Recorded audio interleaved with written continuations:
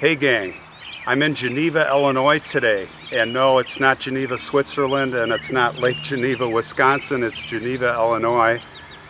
And we're just south of St. Charles, where Marilla Kenyon's body was found actually in the river down here, downriver from St. Charles, if you've seen that episode. But today I was doing some research and I came across a very small cemetery that's really not known about.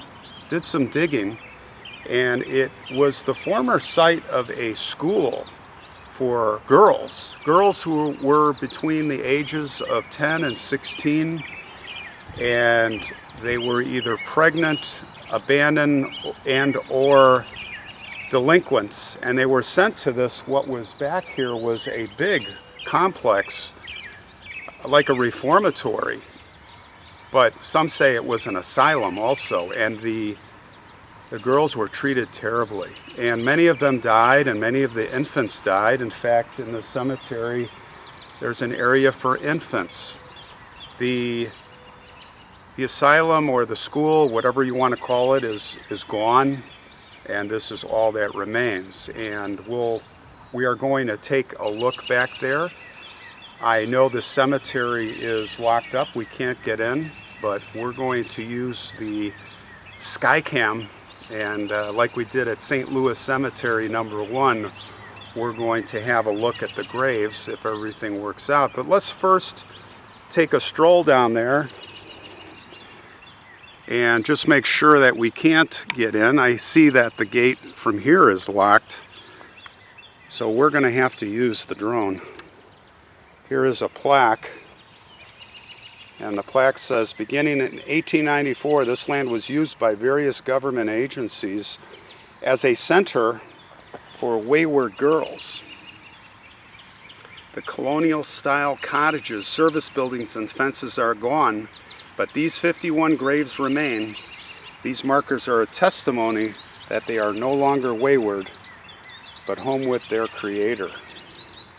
May God's peace be with their souls.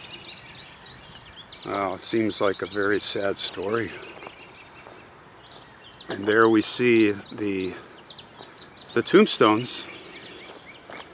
Now, I don't know why this is not open to the public,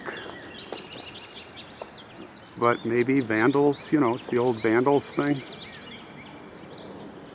So we'll do a quick pan. And of course I could stand here through the bars and we could zoom, but I think the drone is gonna be the way to go. We'll see how it works out.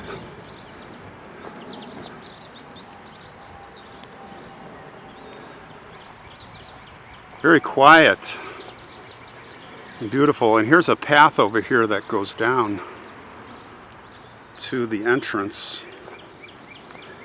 And there are signs here that it is private property, this cemetery. I did see joggers come through here, so I know we're okay here. And there is a path, and there's something very interesting I see here. I'm not sure what that is. Oh, it's a fence, an old fence with some type of a entry portal in concrete. So I'm not sure what this is all about, but down there you can see it's a very heavily used, looks like a hiking trail down to a ravine that's way down there. This fence looks pretty old, not 1800s old, but it's like a large chicken wire. I don't know what to make of this portal. It was not part of a building. I can see it's cast in place concrete, so there's rebar in there. I'm an architect, by the way, so it can be a little dangerous to try and figure this out. Well, there was obviously a door here at one point. These are the hinge points. And there is a metal frame and a chain over here.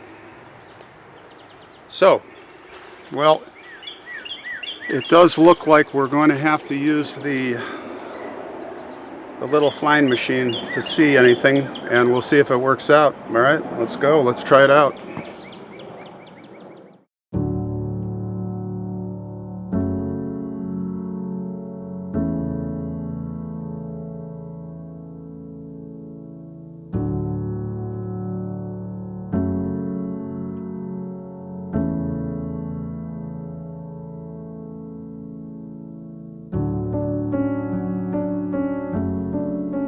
This tiny cemetery is all that remains of the Illinois State Training School for Girls here in Geneva, Illinois, which for 84 years housed adolescent girls between the ages of 10 and 16, girls who had been convicted of offenses punishable by law. It was demolished in the 1970s, and it's the same land where these homes now sit. The school was one of the few that accepted African Americans. Many of these girls were mentally handicapped, and, inevitably, deaths from illness and suicide had occurred here. Girls without families, or those who were disowned, all of them were buried in this cemetery.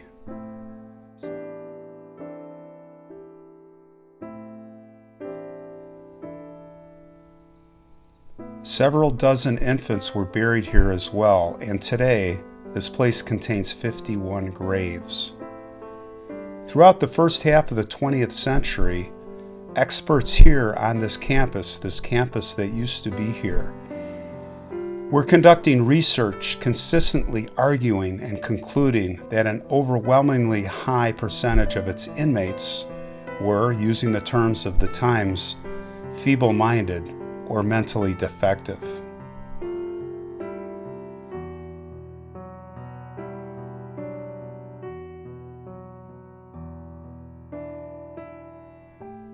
Here is just one of those stories.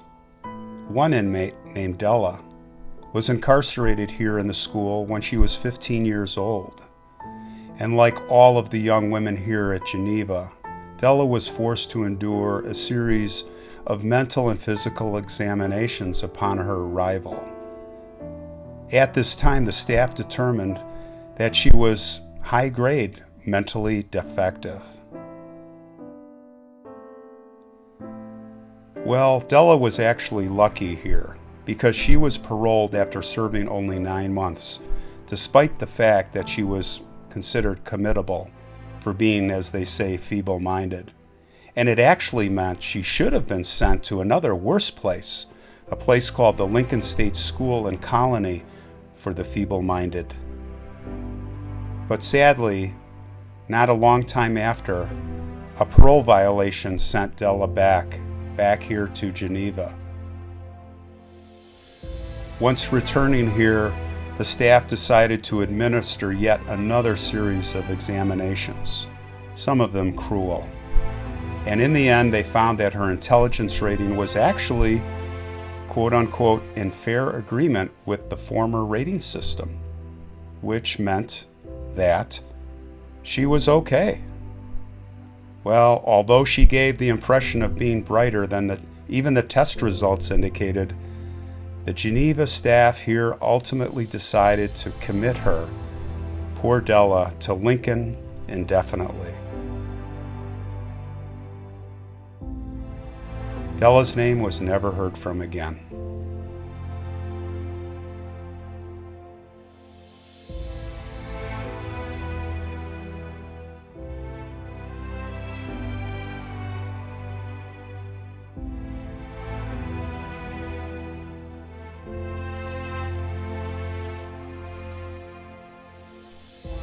Many of the alumni from this place described it not as a school, but rather as a cruel prison with locked doors and barred windows. Girls described being sent to the hole and of being beaten for minor offenses. Finally, the news was starting to get out, and Chicago journalists of the time, they accused the institution of using handcuffs and whips. The pressure was really coming down from the media. Some of the girls were sent to the institution for being with a child out of wedlock, and this was reported. And there were accusations that many of the children were never returned to the mothers. Finally, enough was enough, and this evil place was shut down. And now, it is all but forgotten. And today, as we stand here, we look to the west of this place, to Nebraska, and it seems little has seemed to change in the system. There was an article from just 2 years ago in December of 2019, and coincidentally it was in Geneva, Nebraska.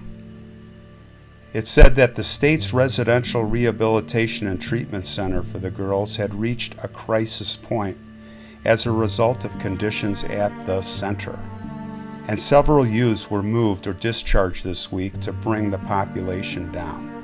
But problems at the center, including the physical conditions, inappropriate use of room confinement, over-medication of youths, inadequate management of prescribed medical health drugs, and a general lack of mental health care, programming, and physical activity is putting pressure to shut this place down. And if all of that is not bad enough, it was stated, and this is presently, there are also accusations of violations of the Prison Rape Elimination Act.